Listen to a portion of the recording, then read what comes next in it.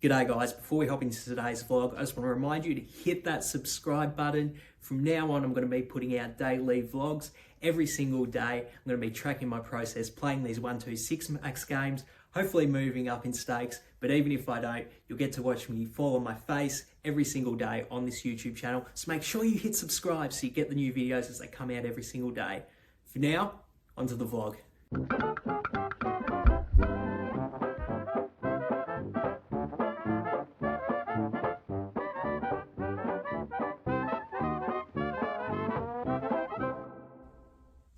G'day everyone, welcome back to the vlog. It is currently about 10 past 5 a.m. in the morning here in Melbourne. It's cold yet again.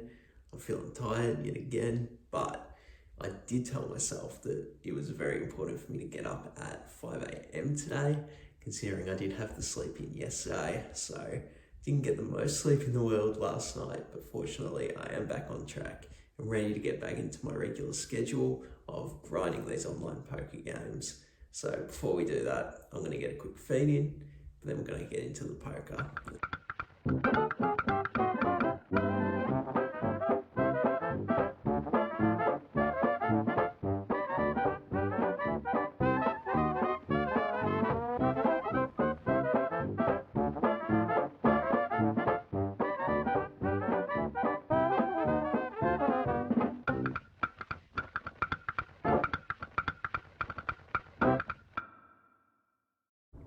Okay, so it's about 5 to 6 a.m. at the moment. I just finished my brekkie, feeling much better after getting a feed in me, feeling super motivated to go play these cash games. The goal for today is that 1,500 hands. However, considering I didn't get the best sleep in the world last night, there is a decent chance that I might fall short of the goal. Still going to reach the 1,500 though, but I just want to preemptively say if I do not reach the 1,500 today in particular, I'm not going to be that upset with myself. But regardless of how many hands we do play, I'm still going to be going for that A-grade level play, as I always do. I think the really important thing for me today is to not get distracted by anything around me. Obviously, that was a bit of an issue for me yesterday, and I do think just being out of my regular schedule, sort of sleeping in a bit, I do think that sort of made me more susceptible to being distracted by things, to getting overly emotional at bad beats. And obviously that was my main concern with yesterday's session. So trying to squash that today, trying to stay focused and dialed in on the game, taking notes on what my opponent's strategies are, what I can do to counteract their strategies, and just use that self-talk to make sure that I'm making reasonable decisions all throughout the session. So as you can tell, I've got a game plan. Now it's just time for me to go execute it. So let's get in the game.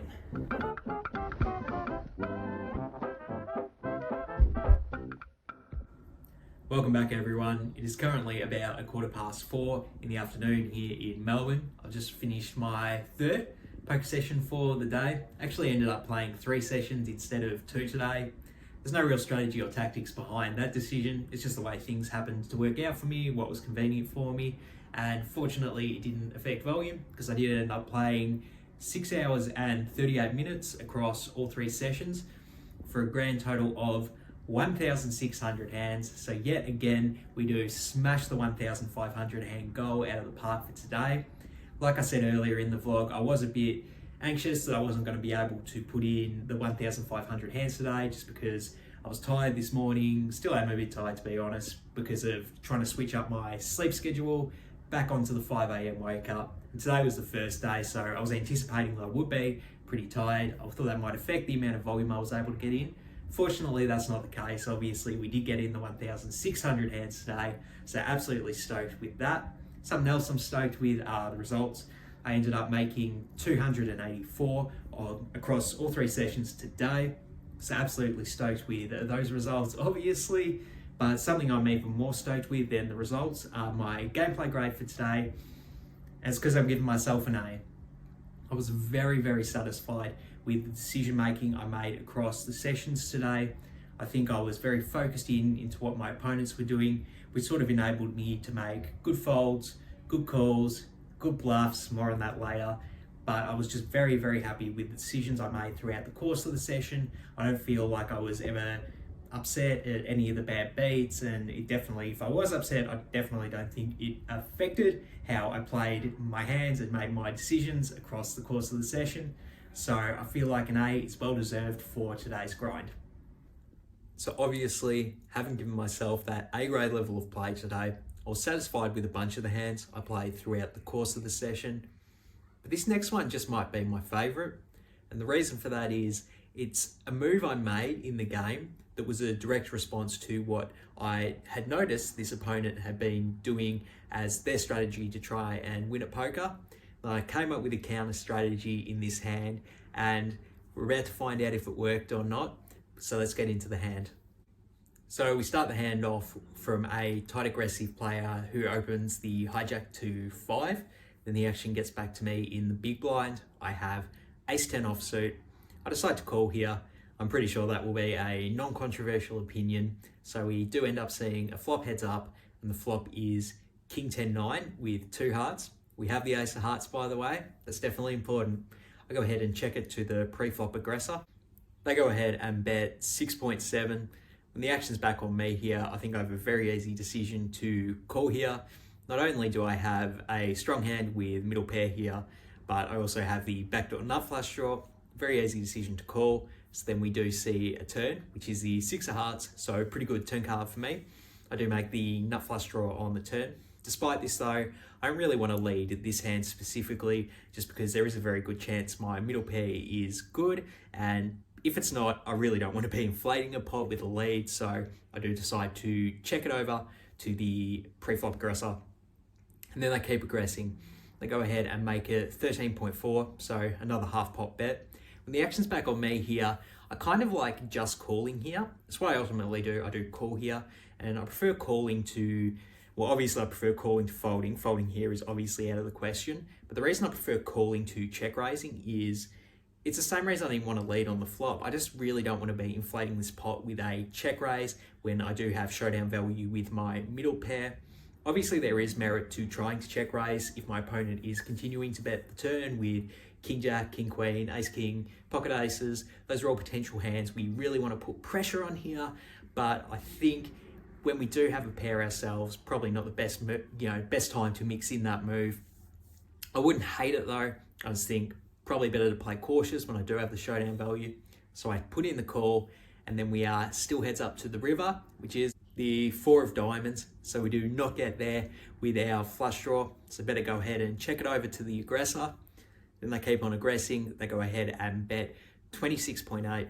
Facing this bet, I know I usually come on here and say I don't mind using any 3 of the options available, but in this spot, there's only 2 options I think that are available. I think you should absolutely take calling way off of the table here after my opponent bets 3 straights of value, and they have like king jack, king queen, ace king, pocket aces, pocket kings, and a few flushes in their range.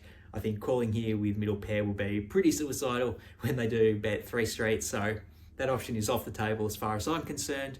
But I think calling is bad. I think folding is a very legit option too, for the exact same reasons I dislike calling, because obviously we lose to all those hands, and if we lose to all those hands, obviously we can fold, right? So folding, totally legitimate option, but I decide to go with the third option. I mix in the check raise. I go ahead and make it 88.